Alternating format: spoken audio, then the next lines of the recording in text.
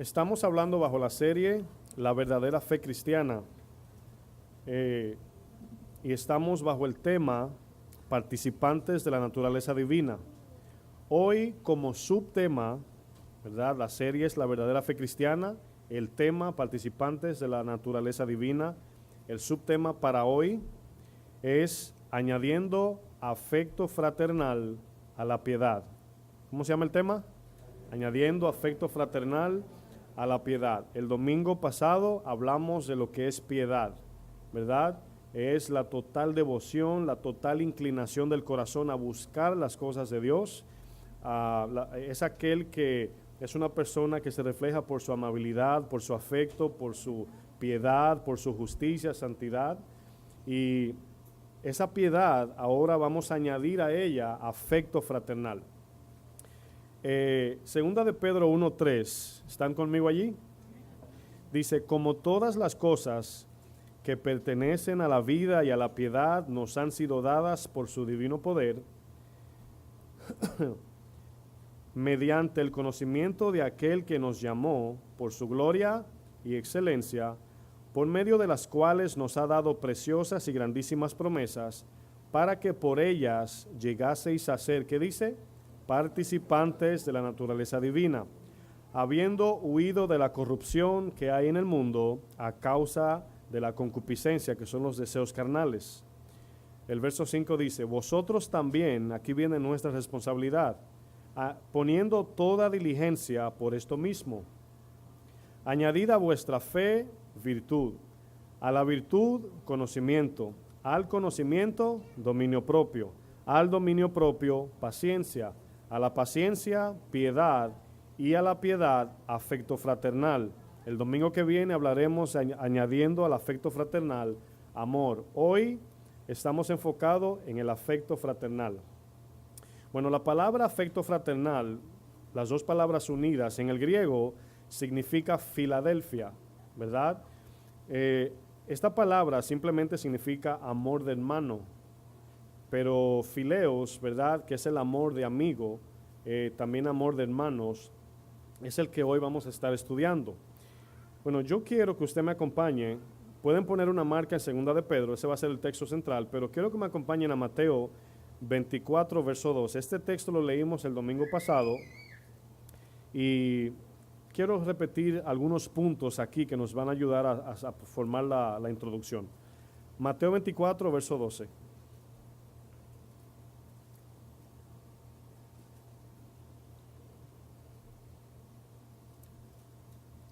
¿Cuántos están de acuerdo de que estamos viviendo en una generación fría de corazón? ¿Cuántos están de acuerdo? ¿Cuántos pueden ver la frialdad, la crueldad del ser humano de hoy? Donde cuando pasa un accidente, en vez de nosotros como seres humanos levantar al cuerpo, comenzamos a tirar foto para ponerla en Facebook, ¿verdad? De una forma fría. Y en vez de acudir a la necesidad, pensamos en qué me puede afectar eso. Por ejemplo, en este país, si alguien sufre una herida, una caída, lo primero que viene es, ¿y si me demandan? ¿Verdad? Y la pregunta sería a los cristianos, ¿seríamos cristianos de forma tal que por querer o por amar a nuestro prójimo arriesgaríamos esa idea de que a lo mejor podemos ser afectados por dar una mano? ¿Podríamos ser ese tipo de generación cristiana? Bueno, Mateo 24:12 dice lo siguiente. Dice, y por haberse multiplicado, ¿qué dice? Ya estudiamos que la palabra maldad es la palabra anomia, ¿verdad? De anomos. A significa sin, nomos, ley, ¿verdad? Como la palabra autónomos, quiere decir, tenemos nuestra propia ley. Auto es yo y nomos es ley. Aquí dice, por haberse multiplicado el corazón sin ley, quiero que se le quede solamente, el corazón sin ley, el amor de muchos, ¿qué dice? Bueno, aquí vemos un efecto, pero aquí el efecto es que el corazón se ha enfriado de esta generación, pero dice Jesús que va a seguir enfriándose, esto va a seguir creciendo. Cuando vemos la política, cuando vemos los que prometen guiar un país y esperanza y promesas y mensajes de motivación, siempre lo vemos con dos palabras, prosperidad, ¿cuál es la otra? Y paz. Esas son las dos palabras que los políticos y los encargados de las naciones utilizan para mover el corazón de la gente, ¿verdad? La prosperidad es algo que todo el mundo busca. Es natural del alma buscar la mejoría personal. Eso es natural, eso no es malo. El problema es que como no todos tienen la vida de Cristo, no saben cuál es la verdadera prosperidad. La Biblia dice que la bendición de Dios no acarrae tristeza. Quiere decir que la bendición que Dios da, dice que trasciende a la eternidad para bien. Por ejemplo, cuando Dios me bendice, viene con el fin de que al bendecirme a mí, yo pueda ser un canal de bendición. Pero la bendición del mundo, la prosperidad del mundo, es aquella que un hombre se enriquece. Como siempre digo, el que se saca la lotería dice, cuando me saque la lotería, no va a haber gente pobre a mi lado. Y pensamos que es porque le va a dar dinero, dice, porque me voy a mudar bien lejos. Entonces, esa es la actitud del mundo. Así piensa el mundo. Mientras más dinero tengo, más lejos de mi familia, porque ahora todo es pedir. Bueno, allí necesitamos sabiduría cómo manejar eso, pero tampoco debemos de ser duros o fríos como cristianos, claro, porque nosotros sí tenemos ley. Nosotros no operamos bajo el anomos, entiéndase la maldad, sino que operamos bajo bondad, guiado por el Espíritu Santo. Bueno, aquí notamos el efecto de la causa, y la causa aquí es por haberse multiplicado la maldad. ¿De dónde viene la multiplicación de la maldad? Bueno, sabemos que es del incremento de la vanidad y el amor a las cosas terrenales. Mientras más prosperidad terrenal incrementa, todo esto implica dureza de corazón. Bueno, ¿a qué me refiero? Bueno, hay personas hoy en día que tienen 3 trabajos. Hay personas que no tienen tiempo por el trabajo, atender a sus familias, ver sus hermanos, ver a su mamá, y todo es por el teléfono y le mando $20 y ya piensan que eso es afecto. Eso no es afecto. Un abrazo de un padre hacia un hijo no tiene precio. $20 solamente se compra algo, pero el afecto es otra cosa, ¿verdad? Vamos a ver hoy cómo desarrollar eso. Primera de Juan 2:16 dice que el amor del mundo no viene del Padre. Ahora, el amor del mundo sabemos que enfría a la gente. Amar las cosas terrenales enfría el corazón. Incluso la palabra de Mateo 24 que dice se ha enfriado el corazón. Enfriar ahí es soplar. Bueno, ¿qué es lo que sopla el corazón? Dice primera de Juan 2:16, dice que los deseos de la carne, los deseos de los ojos y la vanagloria de la vida. Todo esto enfría el corazón. Quiero tomar en cuenta de que ahí no estamos condenando lo material, no estamos diciendo que lo material es malo. Lo que estamos diciendo es que el amor a las cosas materiales es malo. ¿Están de acuerdo? ¿Algunos o todos? Bueno, vamos a analizar lo siguiente. ¿Cuántos están de acuerdo de que lo material es solamente un medio que utilizamos para interrelacionarnos o relacionarnos con los demás? ¿Cuántos están de acuerdo que lo material es algo pasajero que se utiliza con el fin de relacionarnos? Bueno, por ejemplo, ¿se han preguntado por qué un carro, un vehículo, tiene más de un asiento? ¿Han visto algún carro con un asiento? Puede que haya, pero sí entienden lo que le quiero decir, ¿verdad? ¿Cuánto asiento mínimo tiene un carro? Tiene 5 espacios para cada persona, ¿verdad? Bueno, una mesa donde cenamos, ¿cuántas sillas hay? Por lo menos 6, ¿verdad? 4 y 2, por lo menos. ¿Cuál es el fin del vehículo? Lógicamente es, aparte de transportarnos, también montar personas para también transportarlos, o sea, a los que no tienen.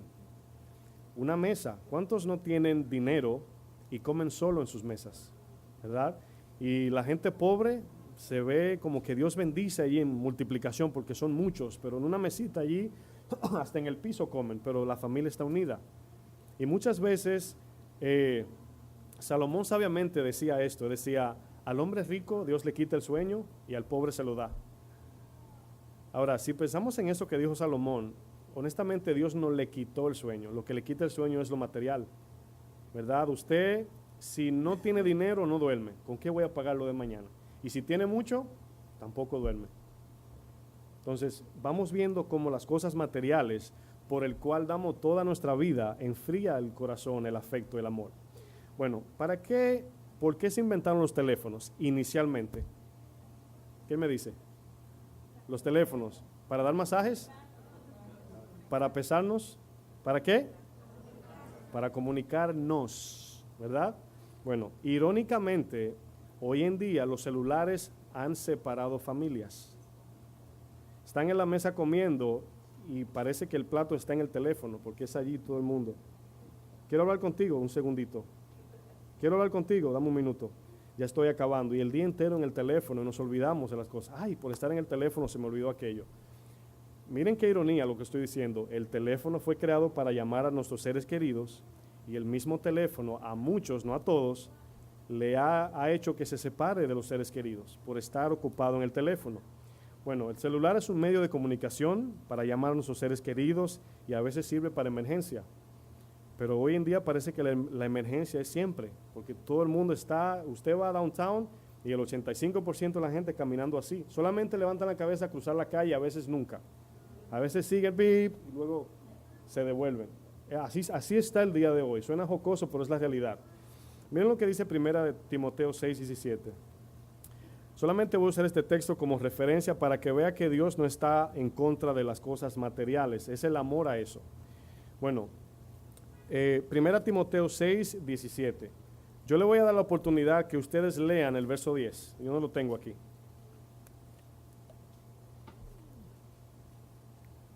Si lo pueden leer a unas. 6:10, 1 Timoteo. Cuando todos lleguen, lo leen en voz alta, el 10. ¿Están todos ahí? Bueno, ¿qué dice?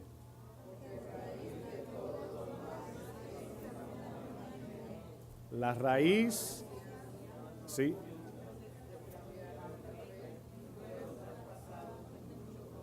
Bueno, se me olvidó que el texto era más largo, pero bueno. La raíz de todos los males es el dinero, dice, ¿verdad? El amor al dinero, el amor al dinero. ¿Cómo el amor al dinero es la raíz de todo? Bueno, cuando amamos el dinero, lógicamente eso hace que nos separemos de la gente, porque ya pensamos que mi mejor amigo me busca ahora porque tengo dinero. Se le olvidó que eran amigos desde pequeños. Mi mamá me llama más ahora, es que quiere mi dinero. Y eso hace que nos separemos, el amor al dinero. Entonces, vemos el verso 17, si están ahí más adelante, miren lo que dice. A los ricos de este siglo, manda que no sean ¿qué? Ahora, el amor al dinero produce altivez, ¿verdad? Porque tengo más que el otro. Ni pongan la esperanza en ¿qué? En las riquezas, las cuales son inciertas. Yo no sé quién sigue la bolsa de valores. ¿Quién entiende un poquito de eso? Levanta su mano. Bolsa de valores de Wall Street. Bueno, casi nadie. Ok. Hubo una vez que la tasa de, eso es casi, parece espiritual, pero la tasa de la bolsa de valores cayó 777 puntos. Cayó. Y hay una lista en Google, lo pueden buscar, de millonarios que se quitaron la vida. Porque las acciones son, usted invierte y si vende mucho, usted recibe, pero de repente se desploma y usted se queda sin uno. Y pueden buscarlo en internet, eso que se desplomó en la bolsa de valores, ¿cuántos se abulcaron? Se quitaron la vida, se suicidaron. ¿Saben por qué? Por el amor al dinero. Bueno, fíjense lo que dice el texto. Dice, las cuales las riquezas o la esperanza en ella son inciertas, sino que pongan su esperanza ¿en quién?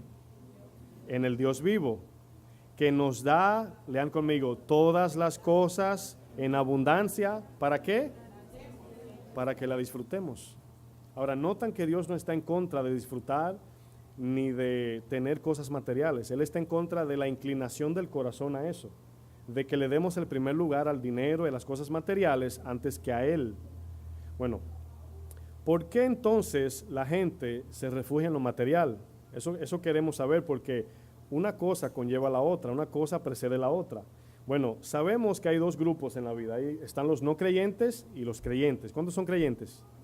Bueno, todos somos creyentes, ¿verdad? Bueno, el no creyente, por naturaleza, como dice Pablo en Efesios 4:17, andan en la vanidad de su mente.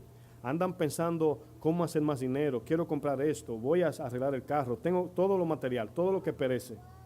Pero nosotros los cristianos debemos de estar ocupados en las cosas de arriba, según Colosenses 3. Poner la mirada en las cosas de arriba, o sea, la mirada es la esperanza, ¿verdad? Bueno, Los 10 mandamientos, vamos a ver este ejemplo, los 10 mandamientos fueron dados por varias razones, pero la principal tienen que ver con la relación. Los 10 mandamientos. Quiero que pongan mucha atención. Lo inicial de Dios no fue solamente tenderle una trampa al hombre, no solamente para que vea su desnudez, tenía como propósito relacionarnos, ¿verdad? Por ejemplo, los primeros 4 mandamientos, ¿verdad? No tendrás otro Dios, no te hagas imagen, ¿verdad?, de otro Dios, ni del Dios que está en el cielo, porque nunca lo hemos visto. O sea, en cuanto a cosas de, ni imaginación de un Dios, ni tampoco algo físico que sea un Dios. El tercero es, no use el nombre de Dios en vano. O sea, no es cuando decimos, ay Dios mío, en vano. Es cuando venimos en el nombre del Señor y no representamos ese nombre como cristianos. Y el cuarto es reposo. Y el reposo del sábado tenía la idea de reposar en Dios. ¿Dónde está nuestra paz? En Dios. Ok. Los primeros 4 fueron dados para relacionarnos con el Señor, si lo pueden ver. Bueno, los otros 6, ¿verdad?, fue con la idea de relacionarnos los hermanos, el prójimo. No mates, no robes, no adulteres, no codicies, ¿verdad?, no levantes falsos testimonios, etc. Bueno, acompáñenme a Romanos 13:8 ahora. Vamos a ver muchos textos hoy. Romanos 13:8.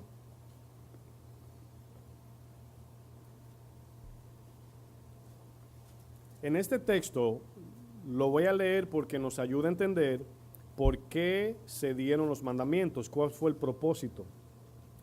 Dice el verso 8, si están en Romanos 13. Dice, no debáis, ¿qué dice? A nadie nada, sino el amaros unos a otros. Esto es una deuda que debemos tener con todos, el amar. Luego dice, porque el que ama, lean conmigo, al prójimo, ¿qué dice? Ha cumplido la ley. ¿Lo vieron ahí? Que la ley, los mandamientos tenían como fin relacionarnos. Dice el 9, porque no adulterarás, no matarás, no hurtarás, no dirás falsos testimonios, no codiciarás, y cualquier otro mandamiento en esta sentencia se resume, amarás a tu prójimo como a ti mismo. El amor no hace mal al prójimo, así que el cumplimiento de la ley, ¿qué es? El amor. Ahora, es importante entender esto. La ley, como siempre digo, cuando decimos la ley como cristianos, pensamos en la Torá, en las dos tablas, en Moisés. Se nos olvida que la ley, ¿se acuerdan cuando explicaba que cada cosa funciona en una ley natural, como el agua, la gravedad? Bueno, nosotros los cristianos debemos de operar en esta ley, en la ley de los 10 mandamientos. Luego vamos a traer una serie de los 10 mandamientos nada más, para explicar el principio y la implicación de cada uno. Porque muchos dicen, bueno, los 10 mandamientos dicen no matarás.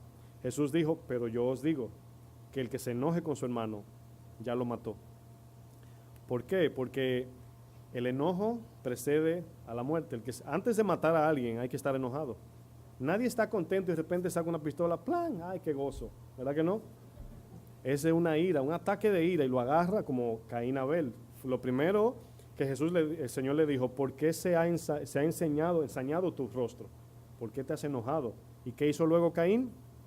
Lo mató. Entonces notan la raíz del problema, que no es solamente no robar, no matar. Si el hecho de codiciar algo ajeno, ya pecamos. El hecho de querer robar, ya robamos en el corazón. El hecho de mirar a una mujer que no es nuestra esposa, con corazón de codicia o de adulterio, vamos a decir, lógicamente ya adulteramos con el deseo, porque es en el corazón que pecamos. Bueno, aquí podemos ver leyes espirituales en los 10 mandamientos y leyes morales. ¿Lo pudieron notar? Bueno, la relación con Dios es, ahí vemos 4 puntos que nos relacionan con Dios, son leyes espirituales. Aquí el punto es este: ninguno de nosotros, antes de ser nacidos de nuevo, teníamos la capacidad de amar a Dios con todo nuestro ser, sin el Espíritu Santo. Era imposible. Por eso es que cuando el joven rico se le apareció al Señor, le dijo a Jesús, Maestro bueno, ¿qué debo hacer para entrar al cielo? Y el Señor le citó los mandamientos, pero no le citó los primeros 4, porque los primeros 4 no es algo que decimos, es algo que reflejamos en los otros 6. ¿Sí entendieron? Cuando usted dice que vive para Dios, es un reflejo de los 6. Y él dijo, desde pequeño los he guardado, no mato, no robo, no adultero, no miento. Y el Señor le dijo, te falta una sola cosa. Ahora, él cumplía eso de forma moral y personal, pero lo que iba a descubrir su corazón era dónde estaba inclinado su corazón. Era rico. Y le dijo, vende todo lo que tiene, dalo a los pobres si de verdad amas a tu prójimo y sígueme. Y dice la palabra que se fue muy triste. ¿Por qué? Porque lo que él hacía no tenía buena intención. Lo hacía solamente como reputación. Bueno, las leyes morales que hoy que vemos en los 6 mandamientos finales es la evidencia del amor al prójimo. Hoy vamos a hablar del afecto fraternal. Oigan bien, los 6 últimos es el reflejo del amor al prójimo. Por ejemplo, dice, no matarás. Lo primero es honra a tu madre y a tu padre, no matarás, no mentirás, no adulteres, no robes, no codicies. Bueno, ¿por qué hoy, si podemos hacer esa pregunta, por qué hay tanto desorden en la sociedad que vivimos? ¿Por qué hay tanto, mi país se dice desbarajute, no sé si le dicen, bueno, ¿por qué hay tanto desorden, tanto caos, tanta confusión? Hoy en día un niño de 6 años dice que ya no es varón, que es hembra. O sea, ¿qué está pasando en la sociedad? Y yo le voy a decir algo, no es culpa de la sociedad. El que anda en tinieblas no sabe dónde va. Es culpa de la iglesia, de nosotros cuando no alumbramos a los que están en tinieblas. Cuando no nos comportamos y no hacemos lo que tenemos que hacer, esa carga cae sobre nosotros. En Juan 20 el Señor le dice a los discípulos, si ustedes les retienen los pecados a la gente, les serán retenidos. Pero si predican el evangelio, ellos se van a arrepentir y serán perdonados. En otras palabras, si ustedes no predican el evangelio, la gente se va a quedar con su pecado y se va a ir al infierno. Eso dice Juan 20. Entonces, es nuestra responsabilidad, los cristianos, evidenciar el afecto fraternal. ¿Están de acuerdo? Bueno, el problema aquí inicial, si podemos decir, surge en que han tomado la ley de Dios y la han convertido en algo subjetivo. En otras palabras, para ti matar es malo, pero para mí no. ¿Verdad? Según dice el mundo. Para ti adulterar es malo, pero para mí no. Eso es subjetividad, eso es ver la ley como colores. Para ti el azul es bonito, para mí el blanco. La ley, mis hermanos, por naturaleza, debe tomarse como algo absoluto. Cuando Dios dice algo, créanme, mis hermanos, hay que obedecerlo. Cuando Dios dice, si no obedeces mi palabra, todas las maldiciones te seguirán, va a suceder. Tarde o temprano, va a suceder. Y cuando usted y yo vemos una sociedad, acuérdense que los mandamientos fueron dados para formar una sociedad civilizada. ¿Y usted cree que usted puede vivir en paz sabiendo que tiene un violador como vecino? ¿O que tiene a un hombre que practica el abuso sexual de menores, usted teniendo niños? ¿Usted se siente cómodo? Esas personas que dicen que la ley es subjetiva, en otras palabras, bueno, ¿tú crees que los mandamientos son de Dios y hay que obedecerlos? Pues yo no creo eso. Pregúntenle a esa persona si cuando se acuesta en la noche cierra la puerta de su casa. Pregúntenle. Si te dice que sí, entonces esa persona cree que la ley de Dios es objetiva, o sea que es definitiva, absoluta, porque si no, no cierre la puerta entonces, porque robar o matar no es malo. Lo que pasa es que cada ser humano tiene un anhelo personal y lo quiere justificar y enmascarar, pero la ley de Dios no es subjetiva. Por ejemplo, una sociedad que podemos usar como ejemplo en la Biblia que se corrompió por la maldad y por haberse separado de Dios, el diluvio. ¿Cómo trató Dios con el diluvio en el tiempo de Noé? ¿Usted cree que Dios negoció allí más o menos? Bueno, otro chance vamos a darle. ¿Usted piensa? Mis hermanos, miles y miles y miles de gente, miles, solamente se salvaron 8.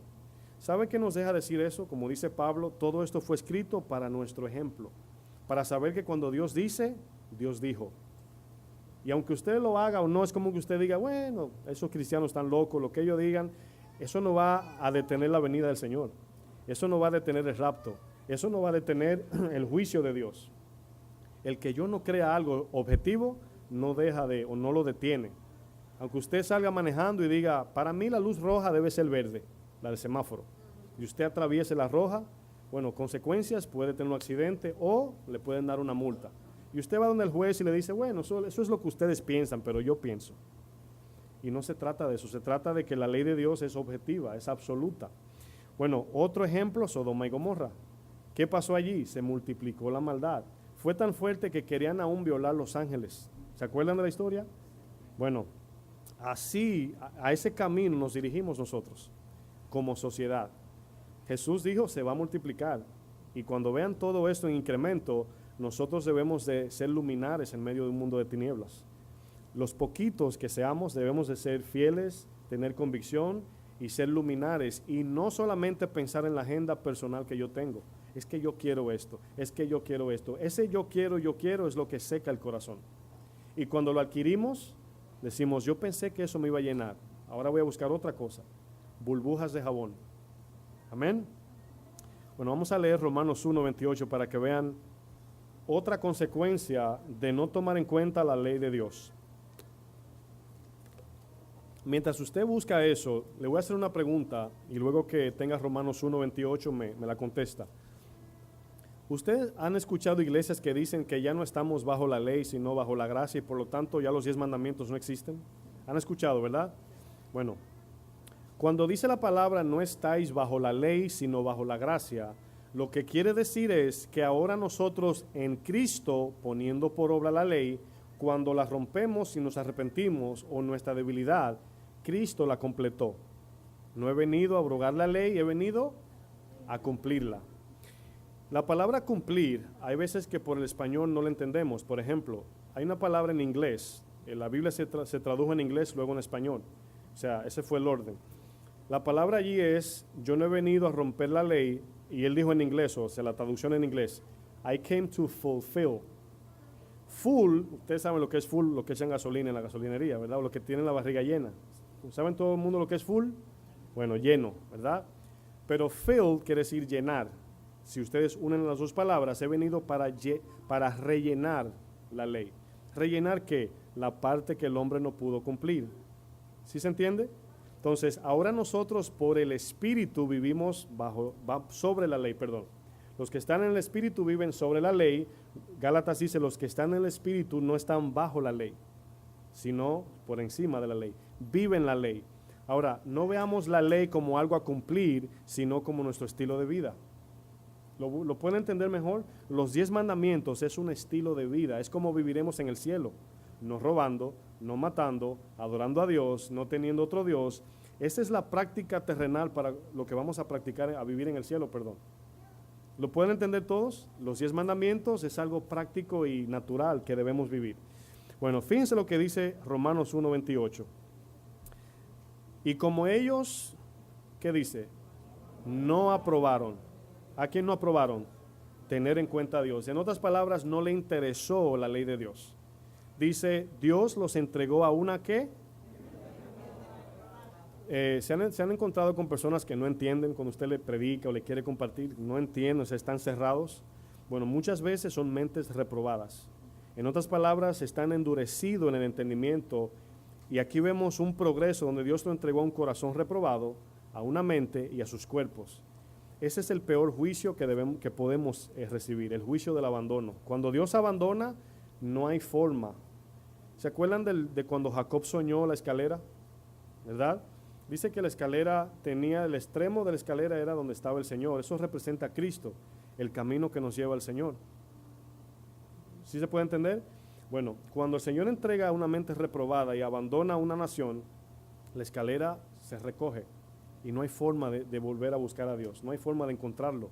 Si Él no extiende su misericordia, por super cristianos que seamos, por tiempo de 90 años en la iglesia, porque hayamos conocido la Biblia, eso no nos da a nosotros la libertad o la capacidad de nosotros ir al cielo en nuestras fuerzas. ¿Sí lo pueden entender? Bueno, miren lo que dice. El Señor los entregó a una mente reprobada para hacer cosas que no convienen, estando atestado de toda maldad, podemos decir. Injusticia es romper la ley. Fornicación, perversidad, avaricia, maldad, llenos de envidia, homicidios, contiendas, engaños, malignidades, murmuradores, detractores, aborrecedores de Dios, injuriosos, soberbios, altivos, inventores de males, desobedientes a los padres, necios, desleales. ¿Qué dice luego? Sin afecto natural. ¿Qué es afecto natural? Es ser solamente humanos. Nuestra naturaleza es que si usted ve una necesidad, como Dios nos creó seres morales, es extender la mano. Eso se está perdiendo ya, ¿verdad? Dice implacables, sin misericordia, quienes habiendo entendido el juicio de Dios, que los que practican tales cosas son dignos de ¿qué? No solo las hacen, sino que también se complacen con los que lo practican. Hacia eso nos dirigimos como sociedad. Pero la iglesia debe resplandecer. En el tiempo de Noé, el Señor vio que la maldad de muchos se había incrementado y que la única obra del hombre era de continuo y solamente mal. O sea, no se iba a devolver o no se iba a arrepentir. Y Dios dijo, voy a terminar el mundo. Pero fíjense la misericordia de Dios, que no fue algo instantáneo, sino que 120 años esa arca que estaba siendo construida era una forma, un tipo de predicación. Mientras se construía eso, esa arca gigante representaba el juicio de Dios. Y todo el que pasaba o podía decir, hay que tomar esto en serio, o Dios está loco o no está loco. Esas eran las dos actitudes. Solamente 8 se salvaron. Solo 8 de miles y miles de personas. Bueno, hoy en día se está viendo, Jesús dijo, como en los tiempos de Noé. La gente casándose, dándose en casamiento, en otras palabras, ocupado en sus quehaceres. No fue que Jesús condenó el matrimonio, sino ocupado en el futuro terrenal y no en el celestial. Será como en los tiempos de Noé. Cuando se cerró la puerta, ¿qué pasó? Comenzó a llover y todos comenzaron a tocar la puerta. Las 10 vírgenes, ¿se acuerdan? El que no tenía la lámpara o las que no tenían las lámparas preparadas, se quedaron afuera.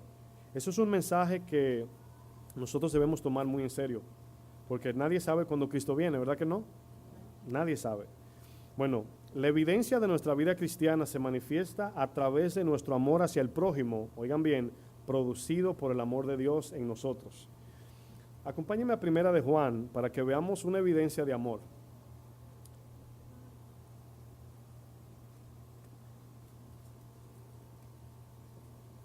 Ahora ha salido un invento de unas gafas o unos lentes tridimensionales que la gente se pone, ¿sí lo han visto? De juegos y eso.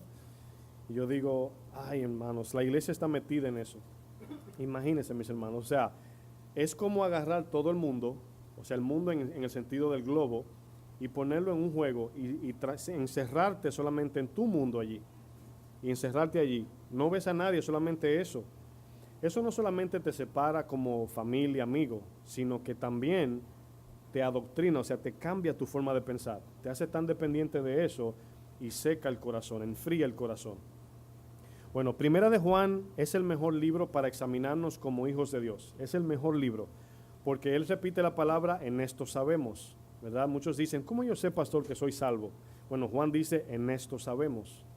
Bueno, el verso 7, vamos a leer. Primera de Juan 2, verso 7. ¿Están ahí?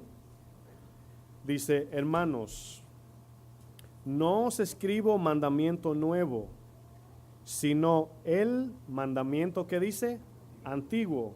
¿Cuál es el mandamiento antiguo? Los 10 mandamientos, ¿verdad? Miren lo que dice, que habéis tenido desde el principio. Este mandamiento antiguo es la palabra que habéis oído desde el principio. Bueno, vamos a ver aquí cuál es ese mandamiento. Pero fíjense que al inicio dice que el mandamiento que le va a escribir no es nuevo, es antiguo. Pero van a ver aquí una paradoja, o sea, una contrariedad en el texto. Luego dice más adelante, sin embargo, os escribo, ¿qué dice? Un mandamiento nuevo. Al principio dice, no os escribo mandamiento nuevo. Sin embargo, os escribo un mandamiento nuevo. Bueno, la primera parte cuando dice no os escribo un mandamiento nuevo es porque ellos tenían los 10 mandamientos ya. Ellos lo tenían. Pero cuando dice sin embargo os escribo uno nuevo, lo que iba a hacer era a revelar lo que ya ellos tenían y para ellos iba a ser como algo nuevo. ¿Sí me doy a entender? Por ejemplo, si yo les regalo un cofrecito en su cumpleaños, ¿verdad? Un cofre de eso, de poner prendas y ese tipo de cosas. Si yo se los regalo, usted toma ese cofrecito y lo pone en su aposento. Y dura ese cofrecito allí, usted lo ve y dice, wow, eso me lo regaló el hermano, el pastor, ¿verdad? Amén. Luego yo le digo, 10 años después, le digo, dentro del cofre hay $100. Bueno, ¿el cofre es nuevo? ¿Sí o no? Pero lo que está dentro, sí, aunque usted lo tenía. Los mandamientos fueron dados y no llegaron a entender del todo la implicación y los principios de los 10 mandamientos. Era la relación, el amor al prójimo, pero primeramente el amor a Dios, la entrega total y guianza de Dios. Bueno, este mandamiento ellos lo tenían, pero se enfocaron más en la ceremonia de lo que el mandamiento mandaba hacer de manera externa, que el sentimiento y el afecto genuino del corazón. Bueno, muchos tuvieron esta oportunidad. Yo quiero brincar, no se vayan de Primera de Juan, porque es necesario ver esto.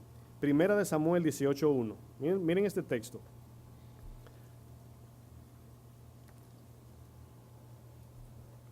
Pongo una marquita en Primera de Juan 2 y vamos a ver Primera de Samuel 18:1.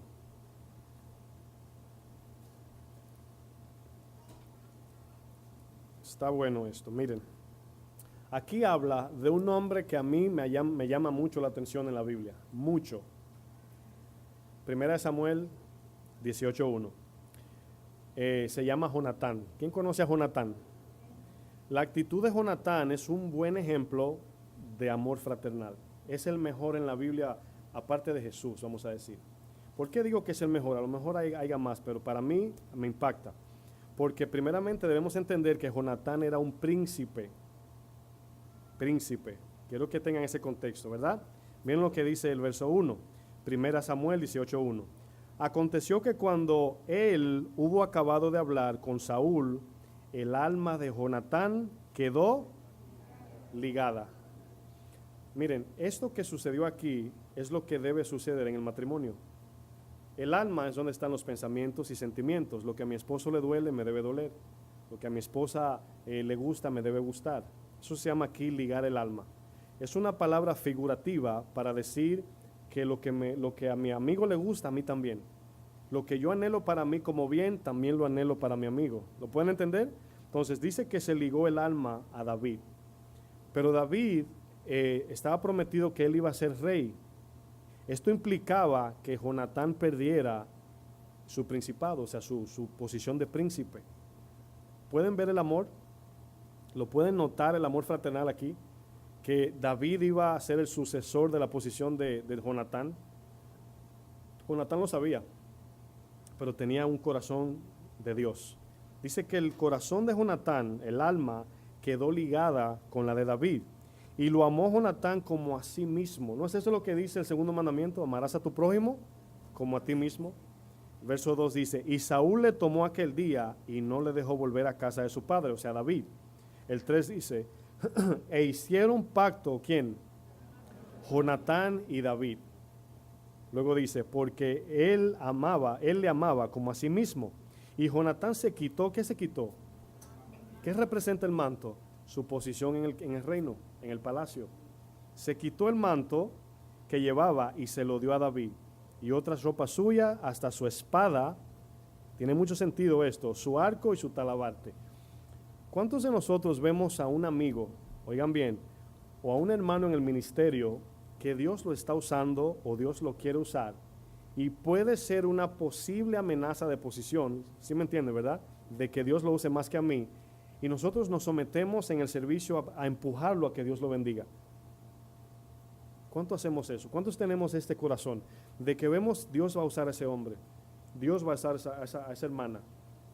Y aquí pueden llegar, en el caso mío es algo que siempre oro por eso, de que si el Señor manda a una persona que puede tener más conocimiento que yo, que puede tener un potencial que Dios lo quiere llevar, así como David, y que yo sea ese Jonatán para esa persona, que yo en vez de agarrarlo para que no me usurpe a mí mi trono, entiéndase aquí el púlpito, que yo lo empuje para prosperidad. ¿Están de acuerdo con eso? ¿Cuántas personas vemos en el mundo que es tu amigo y cuando te va bien ya no te llama? Alguien que le das una noticia, me promovieron, y dice, oh, qué bueno. O sea, que no se alegra por tu bien. Bueno, como cristianos no podemos ser así. No debemos ser así. Debemos de ser personas, como dicen por ahí, lo usan con un contexto de apantallar, un corazón de reino, ¿verdad? Dicen por ahí hay una palabra que va adelante, no recuerdo, pero dicen actitud de reino. Pero la que predican por ahí es camina el guido y esto, que tú eres hijo de rey. Bueno, si somos hijos de rey como Jonatán, debemos de ayudar, impulsar, servir a nuestro prójimo, que Dios a lo mejor lo quiere usar más que a ti y más que a mí. Y yo le pido a Dios que me dé ese ojo para los varones cuando llegan las hermanas, que si vino y Dios la va a usar más o lo va a usar más, gloria a Dios, ¿verdad? A veces necesitamos un descansito. Bueno, el verso 4 dice, y Jonatán se quitó su manto, el manto era su representación. Bueno, vamos a volver a 1 de Juan 2:8.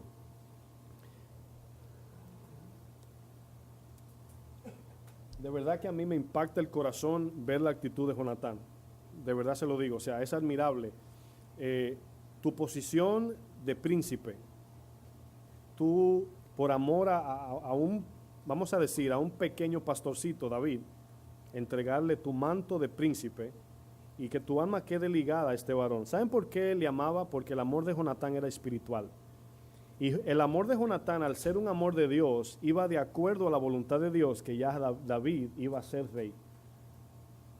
O sea, Dios es tan fiel, mis hermanos, que no recibimos las cosas por herencia, sino por gracia y misericordia, pero la gracia allí es donde cabe esa palabra, gracia. Donde hay, yo, suponiendo un ejemplo que yo llegue viejito siendo pastor y llegue a tener un hijo varón, y ese niño, qué sé yo, Dios libre, ¿verdad? No sea un varón de Dios, y que yo al irme ya a mi vejez lo deje por herencia como pastor y no a uno que esté sentado que Dios llamó. Nosotros no heredamos nada, somos coherederos con Cristo, nos unió a la herencia, nos hizo, es mejor decir que somos adoptados que hijos legítimos. Porque los hijos legítimos que se hacían llamar los fariseos no fueron salvados, porque dijeron somos hijos de Abraham. Eran hijos legítimos de Abraham, pero no merecían la salvación. Es mejor ser adoptados por Dios que hijos legítimos, créanme, por gracia. Amén. Bueno, dice el verso 8 de 1 de Juan 2, sin embargo os escribo un mandamiento nuevo, y luego dice que es verdadero y en él y en vosotros, porque las tinieblas, ¿qué dice?, va pasando. En otras palabras, estamos cada día aprendiendo más y estamos dejando las tinieblas atrás. El pueblo de Dios antes de Jesús estaba en tinieblas, ¿verdad? ¿Se acuerdan cuando el texto dice, y un pueblo asentado en tinieblas vio gran luz? En Mateo 4. Bueno, ahora las tinieblas van muriendo en nosotros y vamos creciendo en luz mientras el día se acerca. Dice, las tinieblas van pasando y la luz verdadera ya alumbra. El que dice que está en la luz y aborrece a su hermano, está todavía en tinieblas. En otras palabras, nuestra luz a veces no es el conocimiento de la Biblia, es la actitud del corazón que tenemos. Dice que las tinieblas aquí es el no amar a mi prójimo como yo me amo. Yo recuerdo cuando yo era más joven, mi hermana y yo cuando nos daban una galletita, o nosotros decimos conconete a una, es como si fuera, los dominicanos saben lo que digo, pero es un pedazo de, es como una galletita, como un pastelito, vamos a decir, y eran grandes. Y mi hermana compraba y yo le decía, ¿me das un pedazo? Y mi hermana hacía así en el sol, lo rompía y lo medía y hacía así. Y para mi mala suerte, a veces cuando quedaba casi del mismo tamaño, duraba un minuto allí. Y digo yo, dame el más pequeño, por favor, ya dámelo, yo le decía. Bueno, esa actitud es natural en nosotros, ¿verdad? Es como cuando, yo recuerdo también cuando yo comía, yo escondía los plátanos maduros fritos, ¿verdad? En mi país le gustan mucho, los ponía debajo del arroz, porque a veces llegaban mis tíos con un tenedor en la mano y me hacía así. En mi casa no éramos ricos, tampoco pobres, pero éramos limitados, vamos a decir, ¿verdad? Y me daban, siempre eran 3, y yo siempre los escondía. Y ya ellos decían, bueno, ya se lo comió para que yo no lo coja, pero yo lo escondía porque venían a coger lo mejor. Bueno, siempre tenemos esa lucha como seres humanos, siempre lo mejor lo escondemos, ¿verdad? Yo, por ejemplo, cuando compro dulces, yo tengo en mi casa muchas cuevas o vamos a decir catacumbas, y donde quiera aparece una funda, hay veces que se me olvida y se dañan, ¿verdad? Y digo, bueno, que me pase por no compartir. Pero siempre tenemos la actitud de coger lo mejor, de quedarnos con lo mejor. ¿Se acuerdan cuando Jesús estaba con María y Marta? Que ella estaba afanada. Jesús le dijo, Marta, Marta, afanada estás. María ha tomado una parte, la mejor parte, y no le será quitada. Bueno, nosotros como cristianos debemos de crecer en el conocimiento de cuál es la mejor parte. Y le voy a decir esto, Jesús dijo, es mejor dar, ¿qué dice?, que recibir. Es mejor. ¿Por qué? Porque al dar abrimos vamos a decir ahora, la manguera que conecta a Dios para que siga fluyendo más bendición. Pero si nos quedamos con la bendición, se atora la manguera y Dios no puede seguir fluyendo. Porque somos canales de bendición, no somos depósitos ni cisternas. Somos canales de bendición. Dios me dio para dar, como orábamos en la ofrenda. No ofrendamos para que Dios me dé, sino que Dios nos da para que demos. Ese es el principio. Esa es la idea de la fe cristiana. Bueno, el verso 10 dice, el que ama a su hermano permanece en la luz, y en él no hay, ¿qué dice? Tropiezo. Pero el que aborrece a su hermano está en tinieblas, y anda en tinieblas, ¿y qué dice? No sabe a dónde va, porque las tinieblas le han cegado los ojos. Un principio como cristianos que debemos de tener es ese, que es mejor dar. Yo he visto la multiplicación de Dios en mi vida por el dar. No solamente dar lo económico, el tiempo también. Yo he visto como hay veces que yo estoy cansadísimo y ya casi recostando la cabeza una llamada. Hermano, ¿me puede ayudar en algo? Pues claro que sí, con buena actitud. Y he visto cuando Dios agrega la fuerza. He visto cuando se multiplica la fortaleza. No solamente Dios es Dios de dar dinero, sino que a lo mejor no te da el dinero por a lo mejor podemos tener avaricia, pero te lo da de otra forma. A lo mejor no te da el dinero para pagar la cirugía, pero te sana sin pagarla. O sea, hay que ver a Dios en todo el ámbito. Entonces, amar al prójimo es un principio del reino de Dios. Y si queremos ser bendecidos, debemos de tomar en cuenta primeramente la necesidad de mi prójimo, así como nos amamos. Cuando partamos así, ese conconetico allí, ese pastelito, que lo medimos, pero ¿cuál damos? El más grande, la mejor parte. Cristo dio lo mejor de Él. Cristo dio todo. Cuando Dios nos llama al ministerio, ¿se acuerdan cuando el Señor, es un principio increíble, cuando la pesca milagrosa? En esa pesca vemos la abundancia de Dios. Pedro, Andrés y los que estaban allí nunca habían visto tantos peces.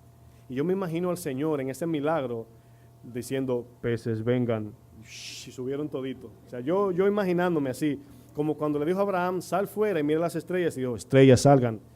Y todas estaban afuera. Yo me imagino así, o sea, tengo que hacerlo así para ver la grandeza de Dios. Cuando hizo la pesca milagrosa, Pedro estaba así, lógicamente se postró y dijo, apártate de mí, Señor, soy pecador. O sea, el poder de Dios mostró su presencia allí, y Pedro entendió y se humilló. Pero no se quedó de forma avariciosa diciendo, seguir al Señor para ser vituperado, afligido, y todos esos peces, ¿qué hago con ellos? Deja eso, suelta la red y sígueme, que te haré pescador de hombre.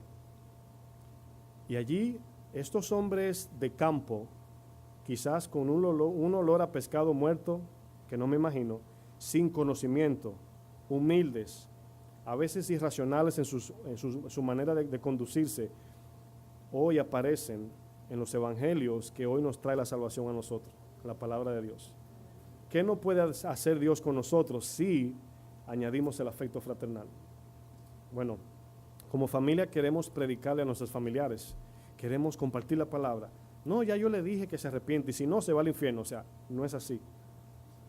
Debemos demostrar el afecto fraternal y que vean a Dios en nosotros para cuando hablemos tenga fundamento lo que decimos. Créanme que si usted tiene un familiar que está ahí orando por él, porque está la oración, está la luz y la prédica. Pero ese es el orden, orar, iluminar y predicar. Ese es el orden. Porque si predicamos algo que ellos no ven, imagínense un cristiano borrachón, arrepiéntete, o sea, honestamente la gente va a decir, arrepiéntete tú. Pero a veces actuamos así, a veces no iluminamos y cuando queremos compartir la palabra no tiene fundamento, no tiene base. Entonces lo primero es el afecto fraternal, debemos amar al prójimo. Bueno, hay 3 principios que quiero compartir. Si me da el tiempo voy a ir un poco más rápido. Acompáñenme al libro de Filipenses 2 y que ponga una marca allí porque son principios que vamos a desarrollar. 3 principios para añadir afecto fraternal.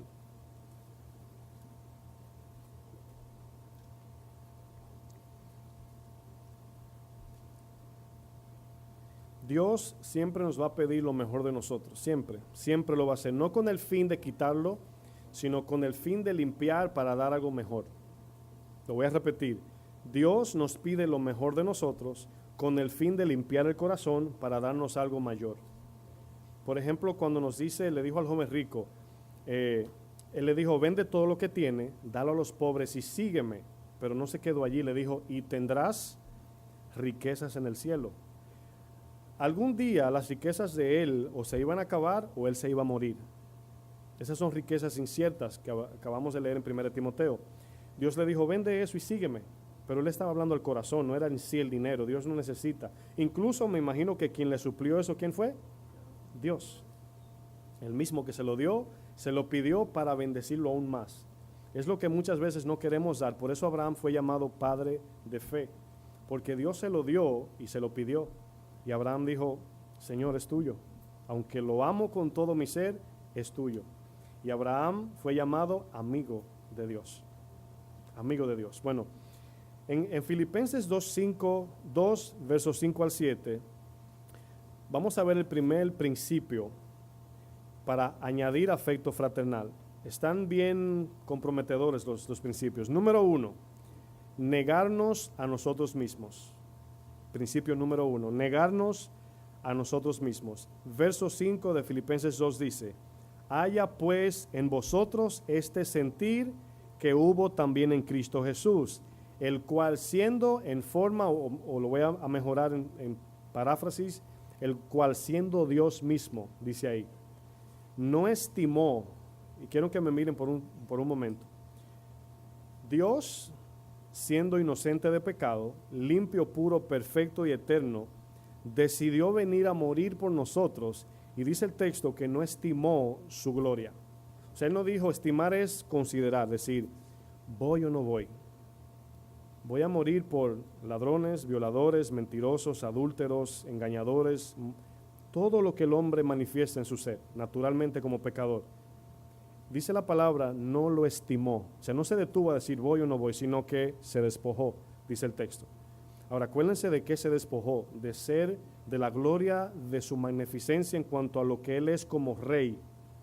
Se lo echó a un lado y vino a ser como uno de nosotros, por amor al mundo, dice la palabra. Bueno, nosotros debemos también tener este sentir. Dice el texto, hay en vosotros este mismo sentir que también hubo en Jesús. ¿Cuál? Despojarnos de lo mejor de nosotros. Amén. Despojarnos de lo mejor. Lo mejor de nosotros es lo que detiene nuestro afecto fraternal. Porque cuando mi prójimo me necesita, yo tengo que sacrificar algo. Mi tiempo, el dinero, no sé. Y la palabra dice aquí que debemos de tener el mismo sentir que Jesús. Bueno, principio número 2. Servir a los demás. Veamos el verso 7. El verso 7 dice, sino que se despojó a sí mismo, tomando forma de ¿qué? De siervo. Fíjense el segundo principio. Debemos de manifestar el principio del servicio. ¿Se acuerdan que Jesús le lavó los pies a ellos, siendo Dios? ¿Se acuerdan cuando uno le dijo, Señor, nos queremos sentar a tu derecha o queremos ser mayor? Y el Señor dijo, el que quiere ser mayor será el más pequeño. Y el que quiere ser el más pequeño será el mayor. Pero el mayor, el que quiere ser, que sirva al mayor. Ese es el principio del que quiere ser mayor. Si queremos ser aceptados en posición por Dios, el servicio es nuestro principio. Servir. Dice que Jesús tomó forma de siervo. Vino a servir. Marcos 10:45, porque el Hijo del Hombre no vino para ser servido, sino para servir y dar su vida en rescate por muchos. Ese es el tercer principio, dar la vida. Obedientes hasta la muerte es el tercer principio. Verso 8. Y estando en la condición de hombre, se humilló a sí mismo, haciéndose obediente hasta la muerte y muerte de cruz. Jesús dijo, el que no aborrece padre, madre e hijo, aun su propia vida, toma su cruz y me sigue, no puede ser mi discípulo. Bueno, cuando vemos el principio del afecto fraternal, nosotros iniciamos esta pequeña serie hablando de añadiendo virtud a la excelencia, a la fe, que es la excelencia moral y el sacrificio total al servicio a Dios. Luego pudimos ver que todo esto debimos hacerlo en el conocimiento de su palabra. Le añadimos conocimiento a la virtud. A ese conocimiento, dominio de nuestra carne, ¿verdad? Que se opone a obedecer la palabra. Luego paciencia, que es soportar la prueba. Hay que soportar. Luego la piedad, que es la inclinación de nuestro corazón hacia el Señor. Bueno, hoy estamos viendo el amor al prójimo, como nos amamos, el afecto fraternal. Bueno, el afecto fraternal es el reflejo del amor de Dios en nosotros. Dios es un Dios de evidencia. ¿Cuántos saben eso? Bueno, por ahí hay muchos que se hacen llamar cristianos. Sí, yo sirvo al Señor y voy a tal iglesia, mi pastor o mi apóstol es Pedro y mi apóstol es Juan, o sea, no sé. Pero siempre hay como si fuera dando su resumen, como dicen, ¿verdad? Dando su carta de trabajo de lo que son. Tienen la Biblia debajo, me sé la Biblia de Génesis y Apocalipsis, pero cuando le dices ayúdame, dice estoy ocupado en la obra, en la viña del Señor. Estoy ocupado en las cosas de Dios. Bueno, podemos notar, fíjense lo que dice Efesios 3:16, estamos acabando ya. Cuando yo estudiaba esto, créanme que para mí también fue una batalla, porque yo me autoexaminé y dije, Señor, ¿estoy yo siendo lo que voy a predicar mañana? ¿Estoy yo siendo, o por lo menos practicando eso, verdad? Puedo yo decir, estoy practicando el servir a los demás, estoy mostrando el afecto fraternal, dejo yo de hacer lo mío personal por los demás. Esa fue mi pregunta personal.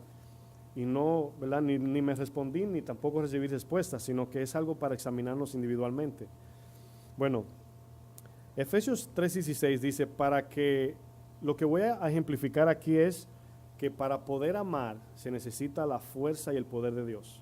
No es una decisión que usted toma hoy y va a ayudar, porque en el mundo existen personas dadas a fundaciones y ayudan al que necesita. En eso no consiste de manera espiritual el amor al prójimo. Lo van a ver aquí en ese texto. Dice, para que os dé conforme a las riquezas de su gloria, el ser fortalecidos con poder, y luego dice, en el hombre interior, por su espíritu. Verso 17, para que habite Cristo por la fe, ¿dónde? En el corazón del creyente, ¿verdad? Para que arraigados o a fin de que arraigados y cimentados en amor. Fíjense aquí la implicación. Debemos estar arraigados, ¿cómo? Bueno, cuando un árbol, una planta está arraigada en algo, el fruto que da es conforme a la raíz donde está conectado, ¿verdad? Entonces debemos estar arraigados en Cristo por la semilla de la palabra. ¿Se puede entender? También nuestro amor debe estar cimentado o edificado sobre la roca. Debemos amar con la idea de que estamos sobre Cristo. Bueno, dice arraigados y cimentados en amor. Seáis plenamente capaces de comprender.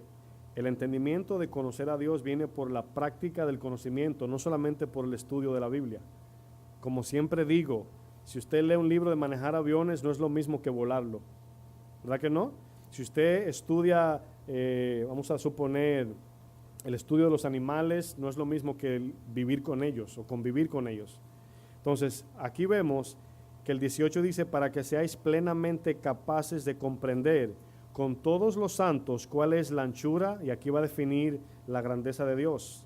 La anchura, longitud, profundidad y la altura, y de conocer el amor de Cristo que excede todo conocimiento. ¿Qué quiere decir esto? Que cuando entendemos la cruz, decimos cada uno, ¿verdad? ¿Cómo Dios hizo eso? ¿Cómo puede Dios, siendo santo, morir por mí siendo malo? Eso es lo que excede, ese es el conocimiento. Bueno, este amor ahora habita en nosotros, o debe. Y cuando usted perdona al que le ofende y ama, le lleva comida al hospital a aquel que le hizo un mal, ese amor excede todo conocimiento. Te dice, ¿cómo tú haces eso si yo te hice mal? Porque el amor de Cristo excede todo conocimiento. Dice más adelante el texto, para que seáis llenos de la plenitud de Dios.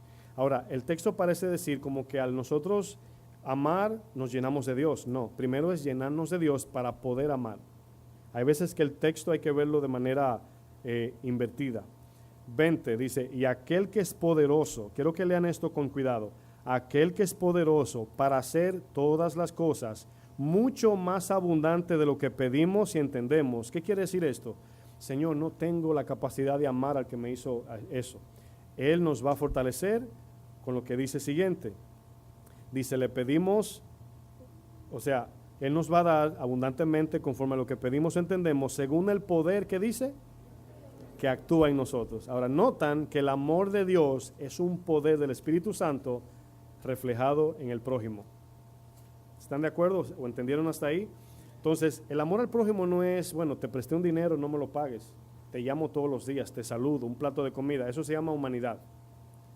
Pero el amor al prójimo es lo que hizo Jonatán, que su alma quedó ligada al punto de quitar su posición de príncipe y entregársela a David de forma voluntaria.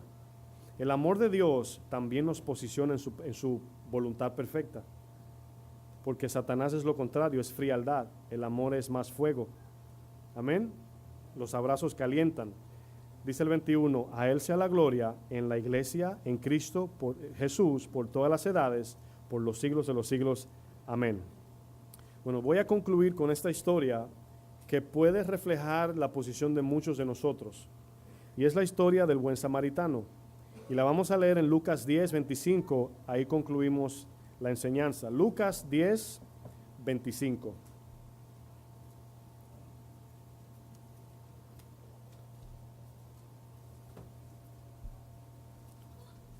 Lucas 10, 25.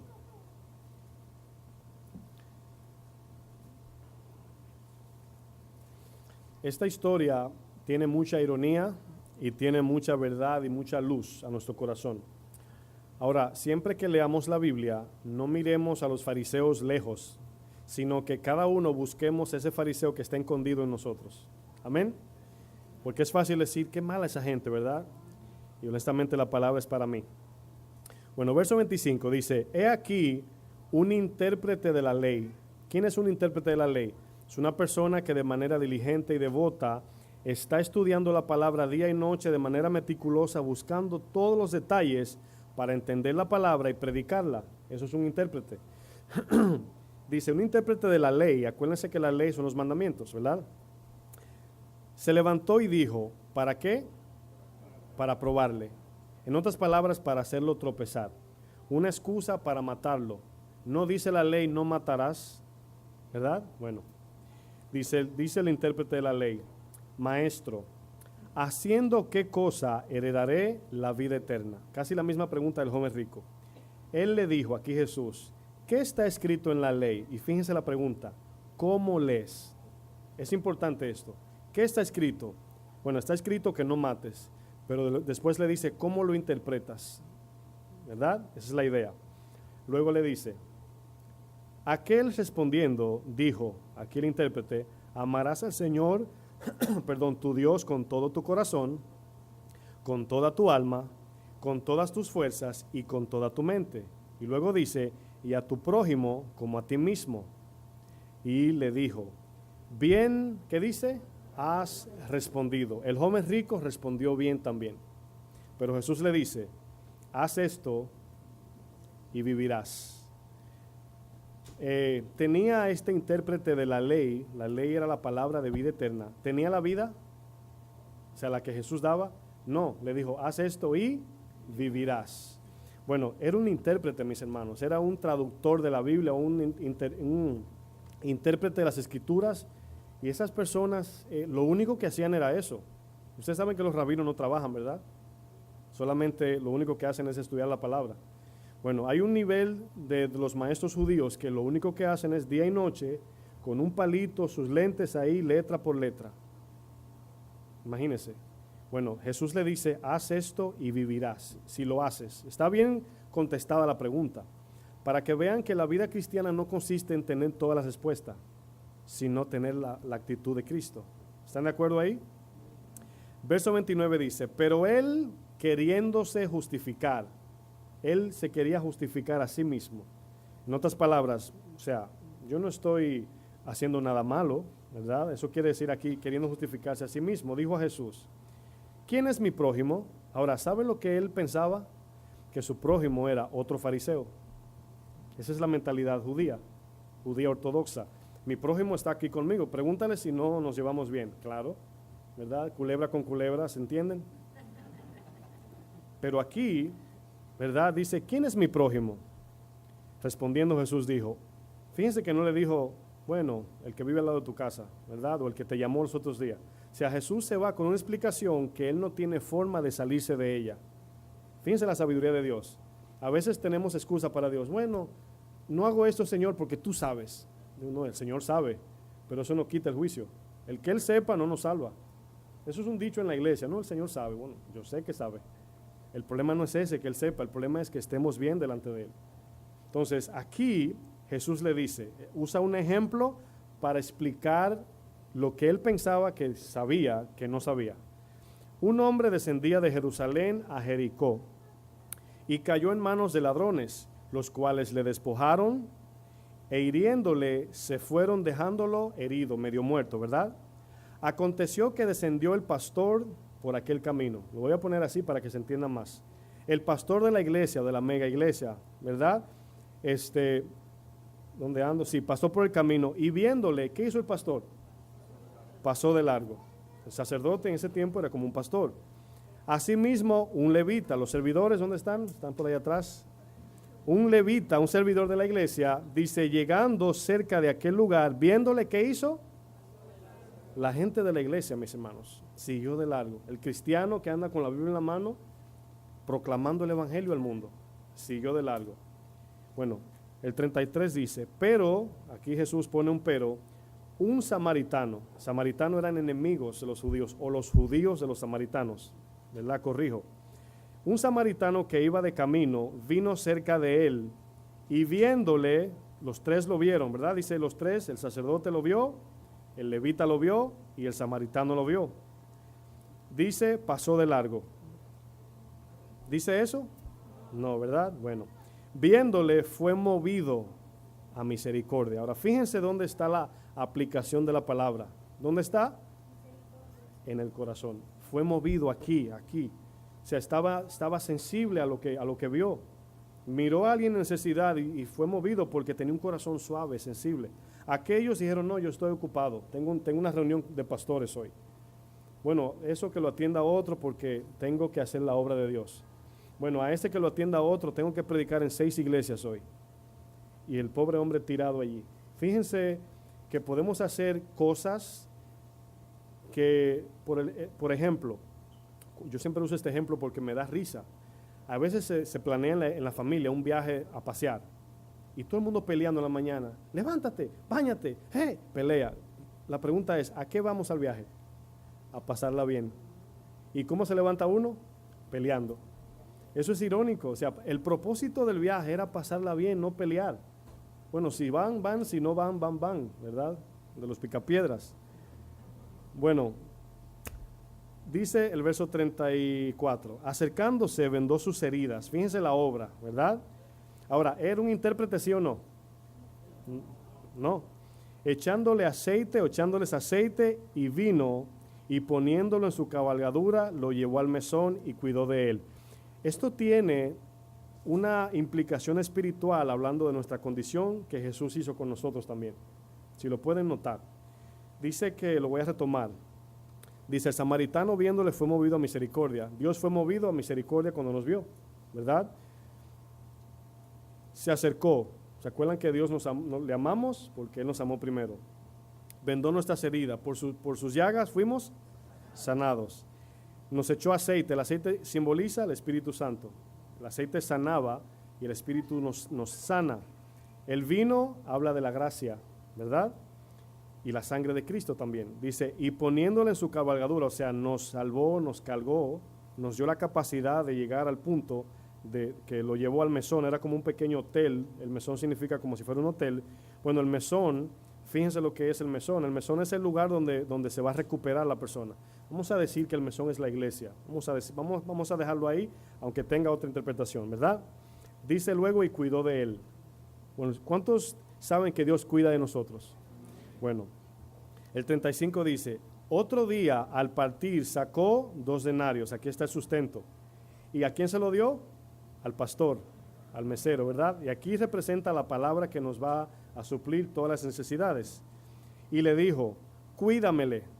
Pastores, cuiden las ovejas, ¿verdad? No por lucro, no con ánimo pronto, ¿verdad? Se sabe el texto. Bueno, y todo lo que gaste de más, yo te lo pagaré cuando, ¿qué? la segunda venida. ¿Lo pudieron ver? Bueno, ¿quién pues, aquí Jesús le pregunta al intérprete, quién pues de estos tres te parece que fue el prójimo del que cayó en manos de ladrones? Él dijo, el que usó de misericordia con él. Entonces Jesús le dijo, ve y haz tú lo mismo. Cierren sus ojos, por favor.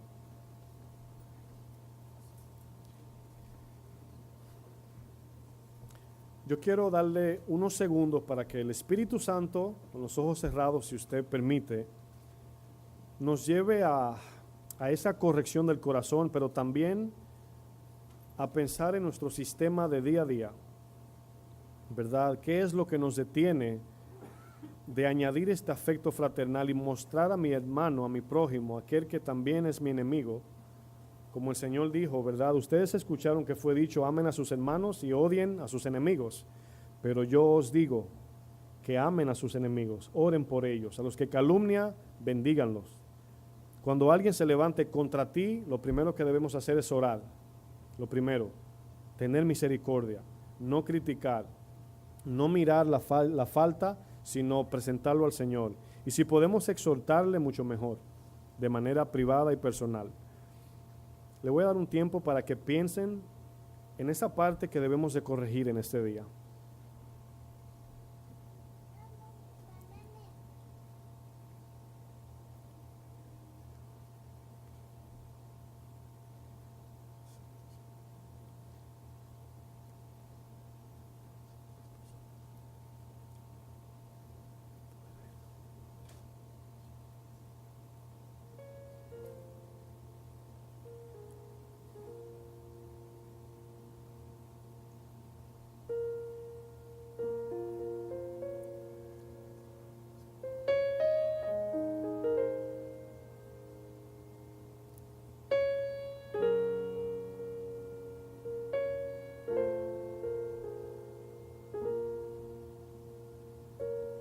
Gracias, Señor.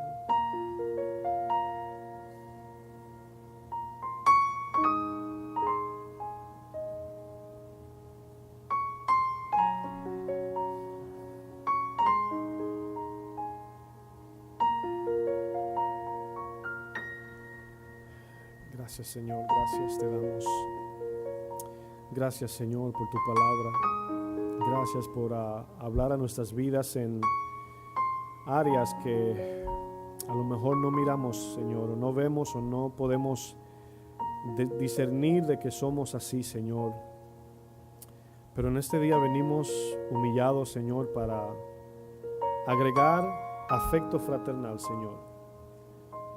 La marca que tenemos como cristianos es el amor al prójimo. Ya entendemos que el prójimo no es mi hermano en mi casa, no es el vecino inmediato que vive a mi lado.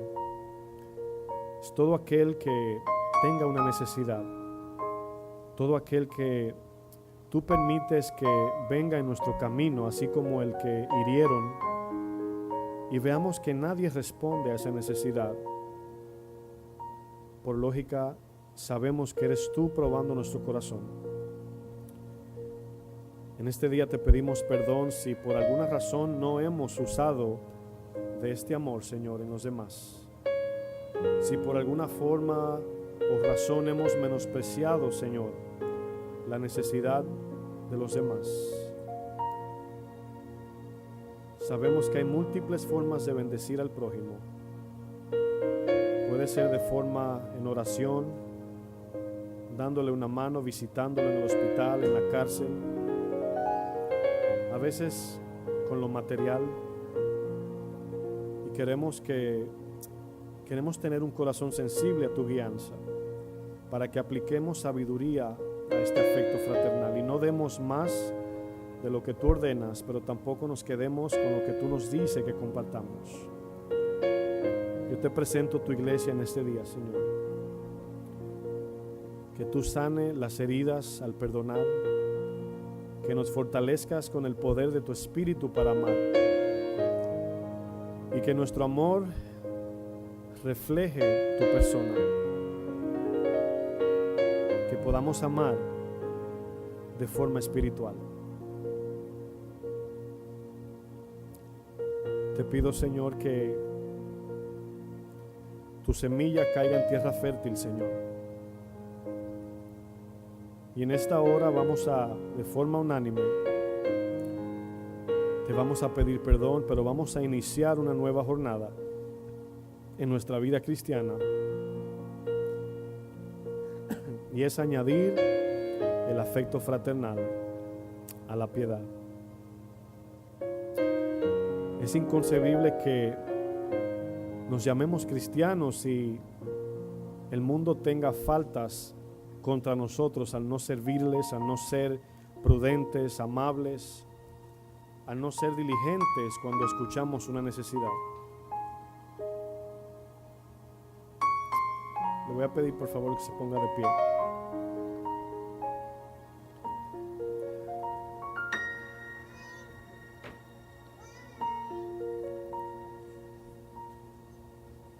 Vamos a tomar este tiempo para pedir perdón al Señor si no hemos correspondido conforme a su palabra. Si hemos sido selectivos con el prójimo, si hemos hecho acepción de personas o hemos volteado la mirada como el sacerdote y el levita. Padre, en esta hora, Señor, hemos recibido tu conocimiento, tu palabra, y te pedimos perdón, Señor. Si hemos ignorado a algún familiar, algún amigo, amiga, algún vecino que vive solo, alguna persona en la calle que sabemos que nos dijiste, ayúdalo. Quizás por la prisa, el afán y los compromisos, seguimos de largo, Señor. Yo sé, Padre, que no nos estás mandando a ayudar a todo el mundo en la calle, pero pedimos dirección y sabiduría, Padre, para no pasar de largo como el sacerdote y el levita, sino queremos ser como el buen samaritano. Después de esa obra, hoy en día utilizamos ese modismo cuando se hace una buena obra, buen samaritano. Queremos ser un buen samaritano, queremos desarrollar un corazón como el de Jonatán, un corazón sin envidia, sin avaricia, como lo describe Primera de Corintios 13, que no busca lo suyo y todo lo sufre. Te damos gracias, Señor, por identificar esta parte de nuestro corazón.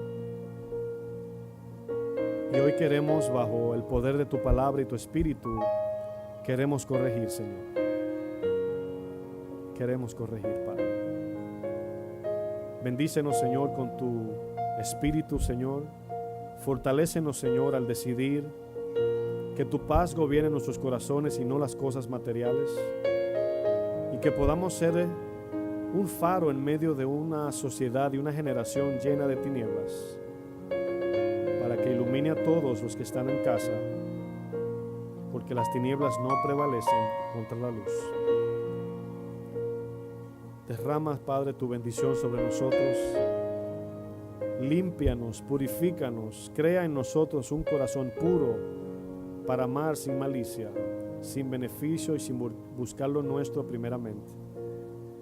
Que apliquemos los principios de negarnos, servir y obedecer tu palabra hasta el punto de morir. Fortalécenos, Señor. Fortalécenos, Señor. Te lo pedimos, Padre. Te lo pedimos en el nombre de Jesús. Amén. Dios le bendiga, hermanos. Dios le bendiga.